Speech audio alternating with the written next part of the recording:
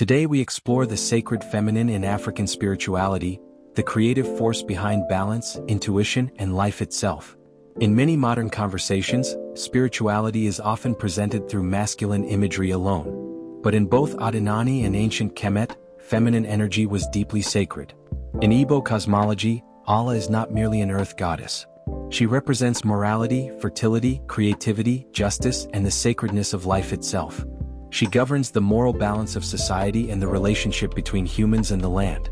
Ancient Kemet reflected similar understanding through powerful feminine principles embodied by figures like Isis. Isis represented wisdom, healing, motherhood, protection, intuition, and spiritual mastery. But the sacred feminine is not limited to women. It is an energy existing within all humans.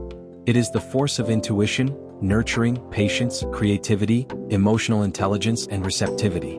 Modern societies often glorify constant aggression, competition, and domination. African cosmology reminds us that creation itself requires balance.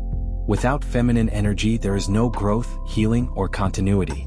The sacred feminine teaches flow instead of force, listening instead of constant reaction, creation instead of destruction.